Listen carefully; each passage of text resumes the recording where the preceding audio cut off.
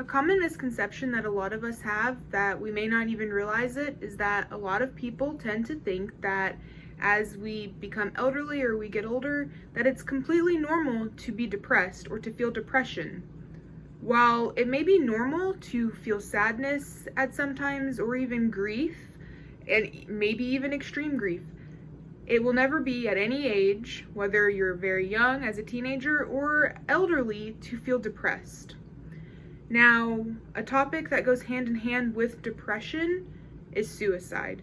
It's not often spoken about because it's uncomfortable to talk about, or maybe even taboo, but the prevalence of suicide amongst elderly people is a lot higher than a lot of people even know. Within the United States, the elderly population only makes up about 12% of the entire population, but on the other hand, the elderly population make up 18% of all suicide-related deaths amongst all populations. With this in mind, a lot of people, we all have somebody, at least one person in our life that is elderly, whether it's a grandma or even a parent or a grandpa or an aunt and uncle. We all know at least one elderly person, but do we all know the warning signs or of suicide ideation, or even what to do to prevent it? Because in all actuality, it can be prevented. Now, alarmingly speaking, the prevalence of suicide amongst our elderly population is steadily increasing, with every single elderly person being at risk for suicidal ideation or even to attempting suicide. White males over the age of 70 are at the highest risk of suicide amongst all populations, all ages, with adults being over the age of 85, regardless of gender, being the second highest risk for suicide amongst all populations. And along with this information, upwards of 40% of elderly suicides do go unreported for many different reasons, whether they were deemed an accident or they're just not reported at all. And then amongst all of the populations, the elderly population has the highest rate of successful suicide attempts, and that is amongst all age groups.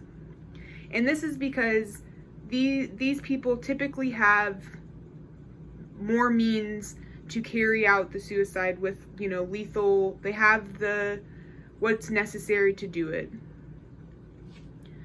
But with this being said, with the fact that it is very prevalent within our society, there are ways that we can recognize if somebody is at risk or if they are going to try to attempt. And these include maybe making themselves isolated from their family and loved ones. They may have marked changes in behavior, including aggressiveness or irritability. They may verbalize that they feel as though they are a burden to others. They may start possessing lethal means to carry out a plan that they may have, whether that be firearms or other weapons or medications. There may be drastic changes in their mood. They may start abusing their medications, or on the flip side of that, they may stop taking their medications. They may start talking about end-of-life plans when they are seemingly healthy. And they may just express feelings of hopelessness or helplessness. And oftentimes, people that are experiencing suicidal thoughts will tell somebody that they are.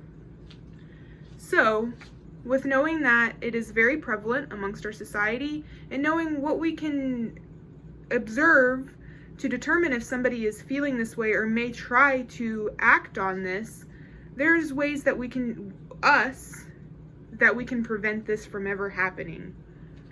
And there's a mnemonic out there that can help you with preventing suicide, and it's the word WAIT, with W standing for watching out.